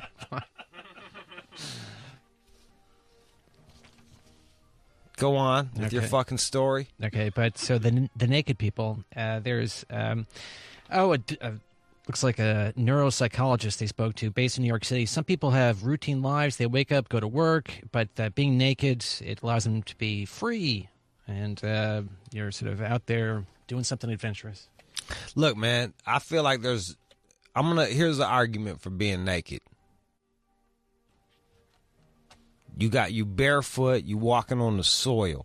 And you got all the sun rays hitting you, so you got the vitamin D that's good for you. You butt ass naked on the soil. You touching, you connected to the earth. It's natural. You can think about it, man. I can go weeks. I can go weeks without actually touching the earth. Concrete, wearing tennis shoes, like, that ain't natural. That's not where we're from. We from the earth. We from the soil, man. Yeah, but we're not. This shit ain't natural. It's not good for you. We're not talking about like a trip out to Joshua Tree. We're talking about like playing volleyball naked. I just don't get that. I mean, just check out Let me these see. people. I mean, what is this? I don't want to sound weird or nothing, but like, this is the whole families too, right? Yeah. So like, ain't that kind of like pedophile-y? Like, isn't there like naked 10-year-olds just cruising around? If I was a pederast, I'd just become a nudist. I know it sounds grimy, but like, I don't know if I'd want to. Yeah. This one's down here in Southern California. If you want to give them a plug. Would you go to one of these, John, and report on it? Let's see. Maybe. Let's see a little YouTube video. Oh, they're not even on. They're on concrete naked. All right, play me the Glen fucking. Eden Nudist Resort. You can enjoy tons of great activities. They Southern just, California's premier nudist resort. It's just a a house. family member-oriented club in a comfortable, relaxed environment that all ages can enjoy.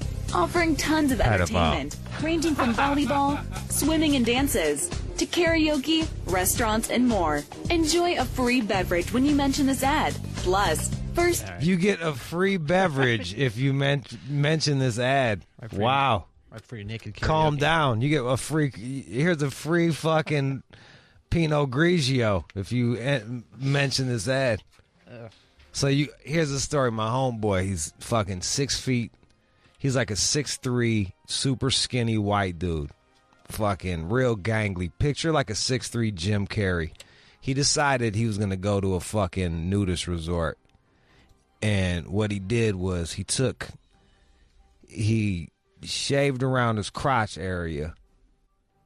He did this for a magazine. Shout out to Orbit. This was one of the best magazines like that was in Detroit. It was a free mag. So he put glue, Elmer's glue, all around his crotch area, and then when it dried, he started peeling it, like halfway peeling it, so it looked like skin. Then he put rouge and blush all over it, so it looked like it was inflamed, and then showed up there butt ass naked, and hung out next to the buffet table. He just bummed everybody out. And he was trying to be real friendly, and nobody wanted to hang out with him because he looked like he had some crazy disease. Shout out to my boy Jeremy. That guy's a fucking champ. Love that guy. He was always fucking. He was trolling before trolling was trolling. Guy's awesome, dude. Anyway, all right. What else?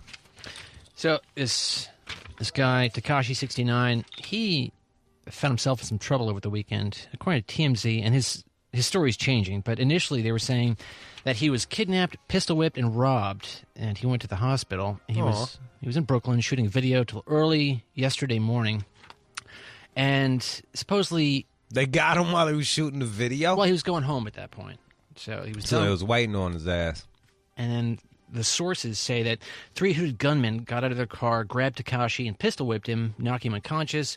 And then he was in the back of their car, and they were driving around. They took him to his house, and supposedly went into his house, got $750,000 in jewelry, between $15,000 and $20,000 in cash. And then at some point, he jumped out of the car, and then got in someone else's car, called the police or 911, and then he went up in the hospital. But his story is evolving. By the way, you can see. We're gonna talk to Justin Hunt about it more tomorrow. All right, you just want to wait on that then. But let me just say this: ha ha, ha ha. Look, man. Usually I'm not like celebrating people getting fucked up, but the amount of shit this dude talked. For the last fucking every time I got to hear about this guy for the last 8 months, he's just been running his fucking mouth, and he's been profiting off of it. Like real talk, like he wouldn't even have had half the shine if he wasn't trolling so fucking hard out here in the streets. And like, there's real motherfuckers out here. Like shit is real out here. Like, not here because we're in a building, but like out there, shit is real. And he just yappity yap, yap, yap, yap. I know a gang of motherfuckers was happy. I saw it on it. There was a gang. Like, I didn't see one post where it was like, I hope he gets better. There was like, oh well. It's hard to feel sorry for a motherfucker that just runs his mouth like that. All he did was talk shit. And then the worst shit is he would talk shit and then hide. Talk shit about Chief Keef and all them, and then went and hung out with the cops in fucking Chicago. Gay. That's gay. That's gay as fuck.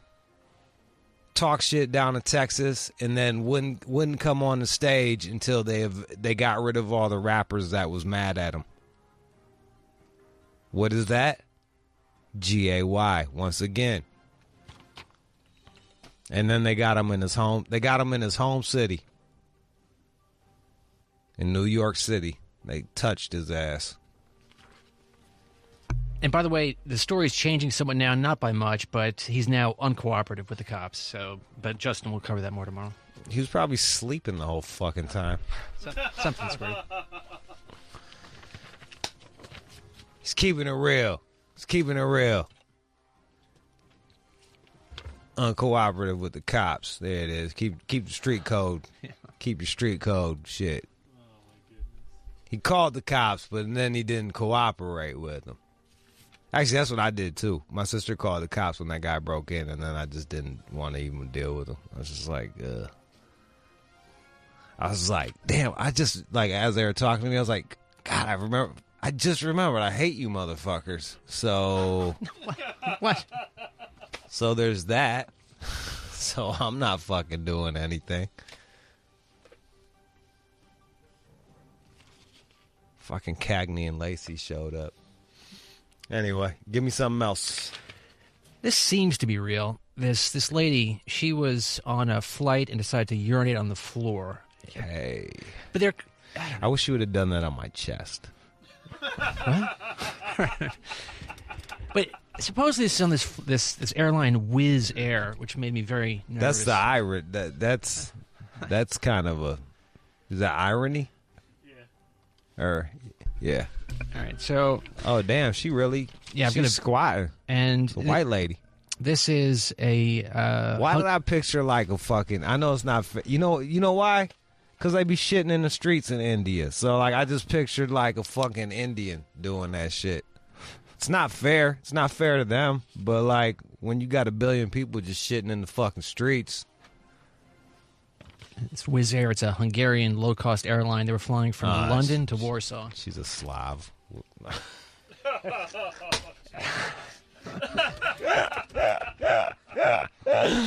God, I'm just pissing everybody off today, aren't I?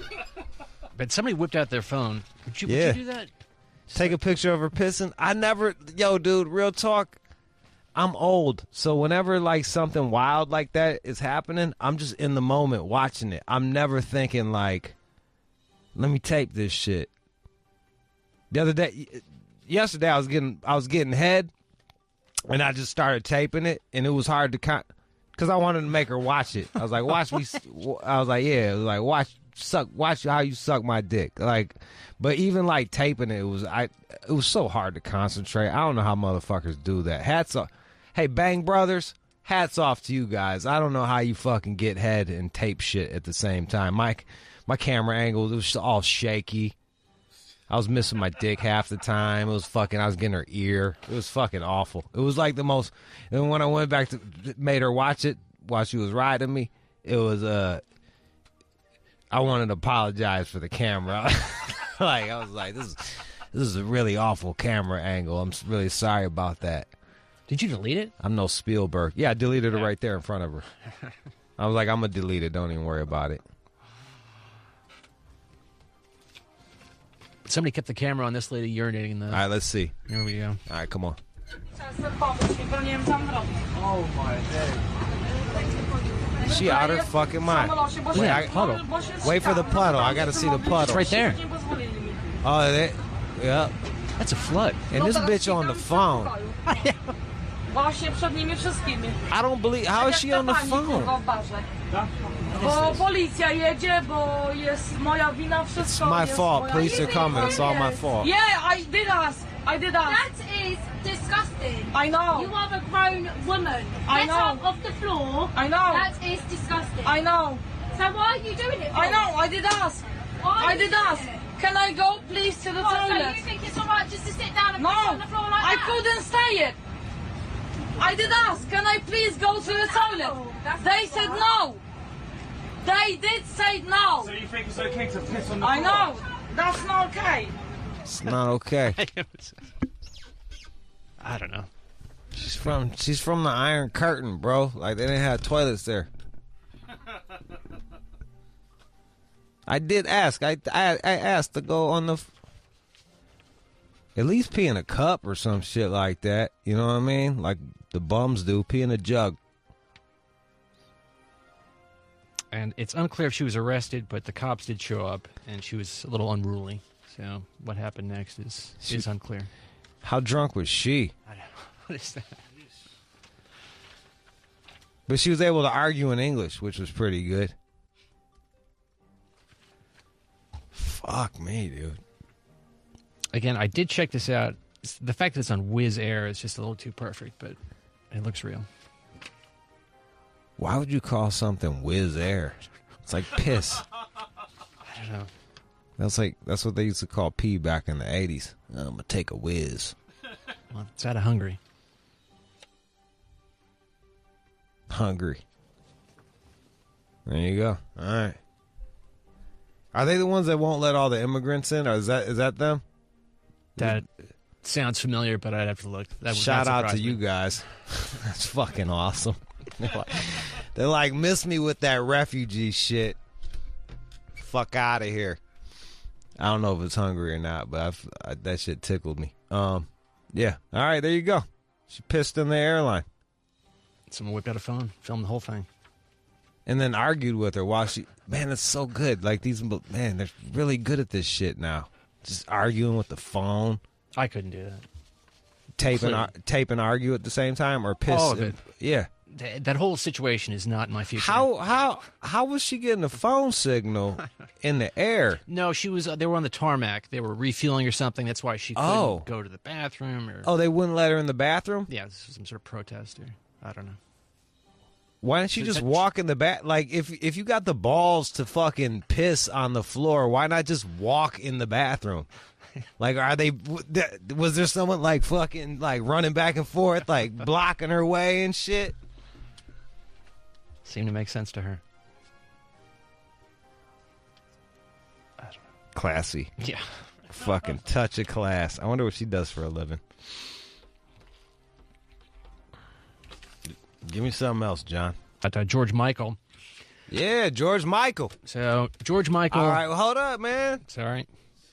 Can't talk about George Michael without playing George Michael. Some new information is coming about his habits. Why the only shit I got about George Michael is Freedom 99?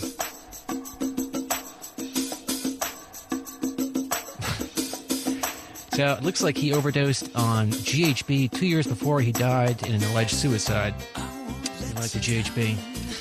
He tried to kill himself with GHB, or he just fucking... Well, I mean, that's open to debate, but, I mean, apparently he tried to kill himself a couple times, it looks like. But at one point...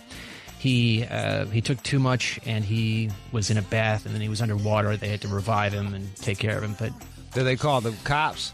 Sure, they had to take him to the hospital. It's lame. Nah, bro, you just let it sleep it off. Have you come close to ODing on GHB? Or have you? A few times, and I've been around motherfuckers that OD'd around that shit. I write about it in my book, Hummingbird. Hummingbird, available on Audible, Amazon, and BarnesandNoble.com. Hummingbird. I write about it. I think there's like 2 or 3 GHB ODs in the fucking book. When you're reaching that level, do you know it's coming? You're like, oh, this is it. It's taking hold. Yeah. The one time I was on a date. Well, it happened twice on dates, but one time I was on a date with a French chick, and I couldn't understand a fucking. Like, you just get so fucked up that you can't track, and you're just fucking wasted, and you can't keep. And I like started doing the Ray Charles. My fucking head's like Ray Charles and all around and shit. Like I'm singing Georgia or some shit like that. And fucking she'd be like, like it was English, but I couldn't understand. I'd be like, that's what's up. That's what's up. And then when she would look the other direction, my head would collapse, and I fucking hit the picnic table. And I, like, come to. You just go lay down. I was like, I'll be back. I laid down. Well, isn't there a chance you're not going to get up? I don't know. I did. I woke up really horny. I wanted to fuck her. I was like, oh, where's she? Where'd the French girl go? And she was, like, typical French. Like, fucking smelled like fucking... wood chips and armpits and shit, but I just wanted to fucking put dick to her. But she was nowhere to be found. Guess she got tired of waiting for me to wake up. I guess that's not the ideal first date, you know what I mean? Have your date pass out on GHB. The Sun calls the drug a muscle-relaxing drug popular in the gay community. Is it? Yeah, I wouldn't do it for the longest because when I was working at the gay bar as a bathroom attendant, I would see motherfuckers ODing on that shit. And the scariest one was like all these muscle gay dudes. Like they're all muscle gay dudes. And they all had like bottles of water with GHB in them shits. And the one dude came in and he just turned baby pterodactyl. He was like, "Rah, rah, rah," and fucking projectile vomiting and convulsing and shit. And I was like, what the fuck? That shit, I didn't do it for fucking 15 years. That shit put fucking fear in my heart. I was like, whoa, dude, whatever the fuck he's on, I don't want it. He was convulsing. But you know what I didn't do? Call the cops. I was just like, make sure your boy's good. Like, if you're at a party, see someone knocked out, you got to call somebody. No. You can't let him just... How is it going to get better? What are they going to do? What are they going to do? I'm the guy who would say, we got to call the cops. That's why you don't get invited to parties. I'm telling you. That's why you don't get invited. Guy. You don't get invited to fucking parties because you're like, I think somebody call an ambulance. Now we got that. When there's like a drug overdose, the last thing you need is someone with a uniform showing up. Are you just gonna let him die? You're gonna let him die on the couch? Nah, you fucking throw water on. It's amazing what water will do. Just keep him a fucking wake. Smack him in the face, water on him, ice, shake him. Ice. I don't know. I don't think that's all right. Look, whoever's at home, don't do it. Don't do it. I don't want anyone to be like, my friend died because you told me not to do it. Get some ice. I tried the ice. He's dead now. Fuck you, Jude. I'm just saying, that's my technique. That's all I'm saying. Judy's technique is not to fuck. I don't tell. No. I don't tell. I remember when I overdosed on PCP, they just waited for me. They just waited. I was good in like 6 hours. That's in Hyena. Also available on Amazon, Audible, and Barnes & Noble. All right, give me some good news. And now, time for good news. There's a pit bull out of New Jersey that didn't kill a baby. Congratulations. Not only that, he woke up his owners, and didn't we do this one already? It seems to be a trend. This is a different one. They're really trying to spin like the positive shit on pit bulls. They had such a negative vibe lately. So, but the dog's name is Zeus. Zeus. And makes sense. Oh, the guy's saying here, if I didn't open my door, well, at any rate, the dog woke him up and everybody got out. All right, there it is. Whoop, there it is. You got a dog. It might save your life. They make you live longer, even if there isn't a house fire or some shit. So Zeus, there's a fire. Zeus was like, hey, it's hot in here. Scratch, scratch, bark, bark. And everybody lived. It's the high-pitched bark of a pit bull. They bark like bitches and then they'll fuck you up. That's the scary thing. Dangerous animals. Kind of like Mike Tyson's got the high voice, but it'll fucking murder you. Shout out to Mike Tyson. All right, that was the news. You are checking out the All Out Show with Rude Jude on demand. All right, shout out to Dr. Wendy Mogel. You can follow her on Twitter at drwendymogel, Mogel. Shout out to everybody that helped out on the show today. There's too many names to mention, but just know that I really fucking fuck with you. My name is Jude. We the fuck out of here. I remember my name. My name is Jude. We the fuck out this bitch.